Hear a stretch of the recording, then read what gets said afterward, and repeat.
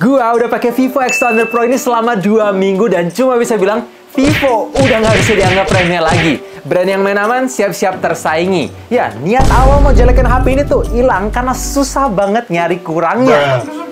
Oh tidak, jadi selamat datang. Gua akan ocehin HP yang satu ini. Let's go!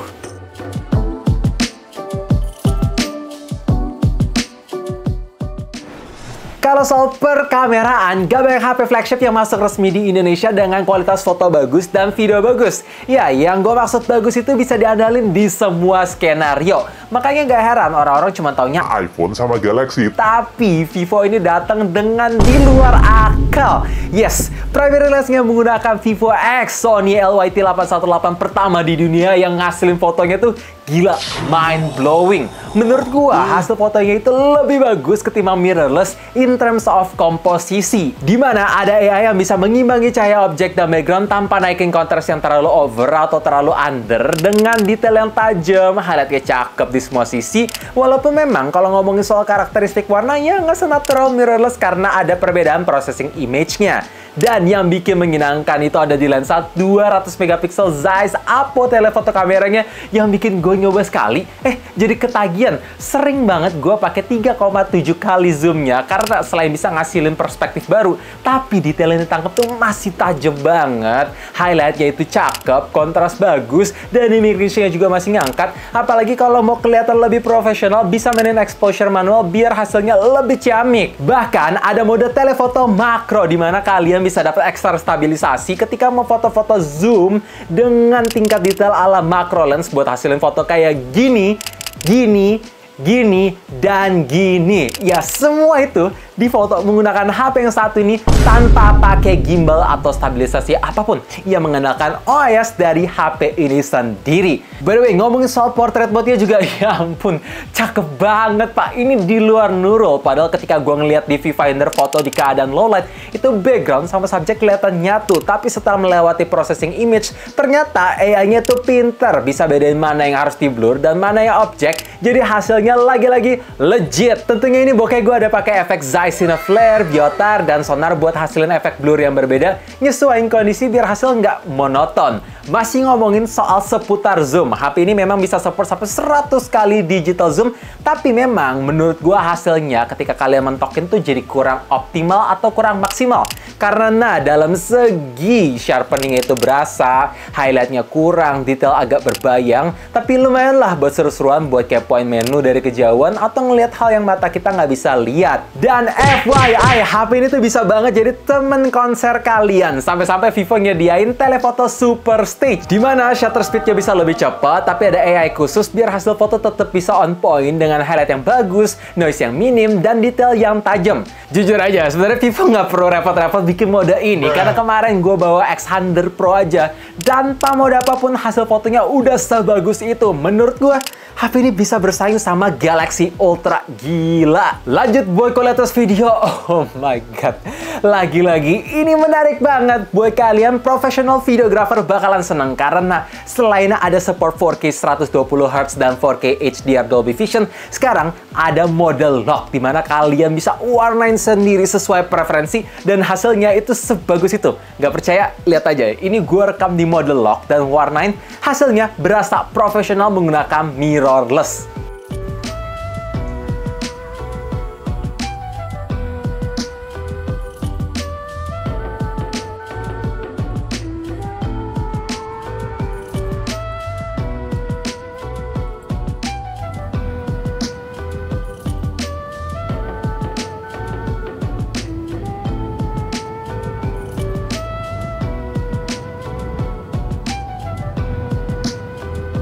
Ya intinya sejauh ini komplain gue cuma satu, ketika kalian mau zoom in lebih dari 30 kali hasilnya kurang maksimal. Sisanya maknyus.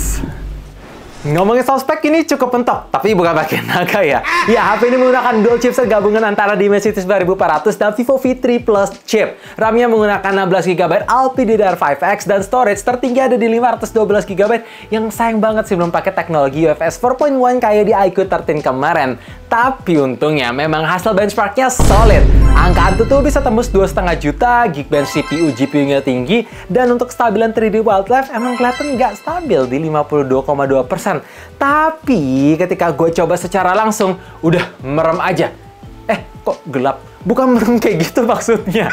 Maksud gua, kalau misalkan kalian mau main game berat sampai keringan, udah nggak usah peduliin settingan, tinggal gas aja. Dan dalam segi soal suhu pun menurut gua relatif agak lama panas. Dan kalaupun panas, ini nggak terlalu panas di jari karena BAM kameranya tebel. Iya, cuma panas di bagian kiri layar aja. Gua udah ngetesin Genshin Impact nih selama 1 jam dengan settingan highest mentok semua di koneksinya WiFi. Suhu tertinggi ngetok di 44 derajat. Ya, itu masih relatif anget. Dan ngomongin MLBB, di push rank 10 kali match berturut-turut dengan koneksi seluler data, suhu tertinggi nyentuh sampai 42 derajat. Begitu gua udah selesai main, dibiarin 5 menit, suhu balik lagi ke 36 derajat. Jadi menurut gua ini udah oke banget. Ngomongin soal performa edit juga, ya lancar-lancar banget. Dan bahkan menurut gua di Vantage OS 15 terbaru ini, sekarang lebih seamless, lebih enteng. Ya, ketika gua coba biarin aplikasi yang nggak ditutup, besoknya gue buka masih bisa ke-load lanjut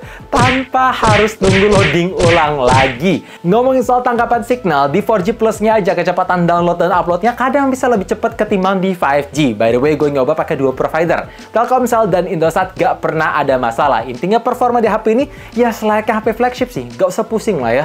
Coolingnya juga bagus. By the way, ada nggak kalian yang setuju Vivo X2 Under Pro Mini resmi di Indonesia? Kalau misalkan setuju, boleh lihat like-nya guys. Siapa tahu orang Vivo nonton kan, terus dibawa masuk.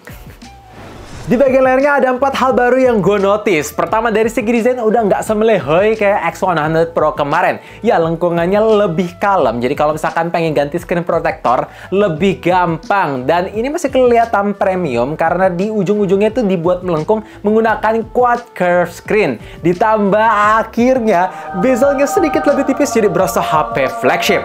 Kedua, fingerprintnya ketika gue coba sekali tap aja, cepet banget, kok responsif. Pas gue ngeliat ternyata HP ini udah menggunakan teknologi fingerprint ultrasonic, makanya ya nggak heran. Ketiga, kualitas layarnya pun di-upgrade jadi lebih cerah. Ya, pasang video HDR content bisa support sampai brightness 4500 nits, LTPO-nya lebih adaptif jadi bisa bikin baterai lebih hemat walaupun resolusinya udah gue mentokin. Terus pasang video Dolby Vision udah support, jadi warna yang ditampilin bisa lebih colorful.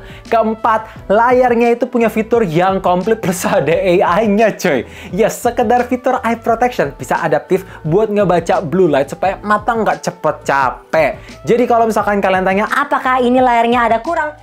Sejauh ini menurut gue udah perfect sih. Dari segi sentuhannya pun mulus, berasa HP gaming, nggak ada delay, multitouch aman, always on display, bisa kalian custom, dan ada efek animasinya. Satu hal yang bikin gue risih sama desainnya X100 Pro kemarin tuh ada di bagian lingkaran kamera yang agak ke bawah jadi berasa OCD. Nah, akhirnya di X200 Pro udah di tengah gitu dong. Lihatnya kan lebih enak, simetris, terus kalau misalkan ada debu atau daki, bersihnya lebih mudah. Diikuti dengan 3 hal baru. Pertama, dari segi desainnya, frame sekarang lebih flat atau ya dibuat flat. Memang ada pro dan cons. Kelebihannya kalau misalkan kalian pengen main game, naruh jari lebih enak. Tapi kekurangannya kalau misalkan pengen menggunakan pakai satu tangan, jadi berasa kurang dapat grip. Kedua, dari segi finishingnya juga berubah. Di framenya dibuat metal brush aluminium jadi nggak licin dan berasa lebih premium, dan back covernya udah lagi nggak ada tekstur serbuk-serbuk halus. Ya, doff matte polos jadi lebih kelihatan sidik jari. Ketiga, HP ini lebih durable sama air karena ada fitur IP68 dan IP69 water and dust resistant. Jadi kalau misalkan kena cipratan air dengan tekanan tinggi ataupun kecemplung di air selama 30 menit sampai 1,5 meter, itu masih aman-aman aja. Ngomongin soal BAM kamera, ya ini masih tebal banget sih. Tapi untungnya distribusi beratnya itu lebih merata, nggak cuma berat di bagian kamera. Dan ngomongin soal build quality, ini tuh SMP. Solid, mahal, premium. Kalau misalkan kalian tanya, Bang, ngurangin BAM kamera itu ada solusinya nggak? Ya ada, pasang jelly case bawaannya. Tapi sekarang ada masalah baru yang timbul. Kenapa jelly case-nya tuh sekarang jadi transparan lagi? Kelihatan lebih murah dan cepet nguning kan? Ini sedih banget sih, downgrade. Oh ya guys, by the way gue lupa kasih tahu ke kalian kalau bobot HP ini tuh sedikit lebih berat. Tapi yang gue apresiasi, dimensinya bisa sedikit lebih tipis dengan baterai yang naik 600 mAh. Jadi total pakai 6000 mAh. Gila sih, teknologi Blue Volt baterainya nggak bisa dianggap remeh. Dan untuk ketahanannya pun gila, menurut gue solid.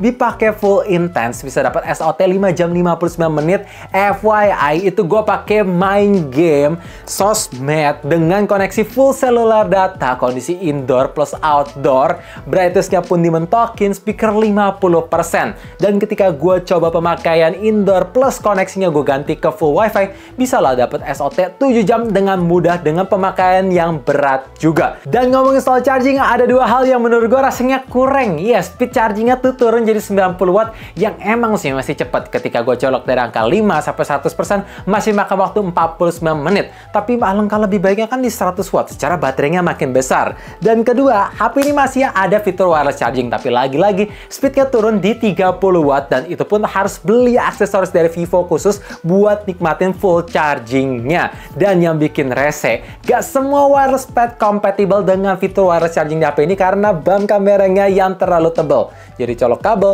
udah paling make sense. Oh ya, by the way, gue coba nyalain fitur sleep standby optimization di bagian setting, dibiarin standby dari jam 3 subuh sampai jam 1 siang. Ternyata makan baterai cuma 3% doang. Awet loh, padahal push notification-nya masih nyala, alias ada narik data juga. Nice. Kesimpulannya menurut gue, Vivo bisa jadi ancaman sejati di pasar flagship. Yes, HP ini bisa bersaing banget. Emang harganya itu mahal pakai banget, apalagi naik 1 juta ketimbang Vivo X100 Pro kemarin. Tapi dengan banyak hal yang kalian dapat di HP ini, bisa jadi teman konser buat foto video, entertainment, teman mabar dengan baterai yang awet. Menurut gue jelas, ini bisa jadi alternatif yang pas di kelas flagship. Satu-satunya PR terbesar Vivo saat ini menurut gue ada di bagian Vantage OS yang masih kurang berasa prestige dan AI-nya kurang. Menurut gue lebih bergengsi Origin OS. Tapi gimana menurut kalian? Coba komen pendapat kalian di bawah. Dan lagi-lagi kalau misalkan kalian setuju X200 Pro Mini-nya dibawa ke Indonesia, jangan lupa lihat like ya guys. Siapa tahu orang Vivo kan nonton terus dibawa masuk beneran. Ngarap.com ya. So thank you for watching. Gue berharap banget dengan adanya video ini kalian bisa terbantu. Dan kalau misalkan terbantu, jangan lupa like, share ke teman-teman, subscribe, sekaligus nyalain lonceng notifikasinya juga supaya tahu kapan video baru diupload. And as always, stay safe, stay healthy, stay updated with up to date. Thank you guys. Satu hal yang gue suka di kamera depannya, gila sih, ini 4K 30 fps ataupun resolusi terendah, dynamic range-nya ngangkat banget, muka gue well expose, langit birunya ketangkep, background semua bagus, gila sih. Bahkan untuk flagshipnya bisa pilih kamera belakang dalam 1 kali record, gila. Ini lens ultra wide 1 kali, 2 kali, 3,7 kali, 10 kali, gila sih, mantap guys.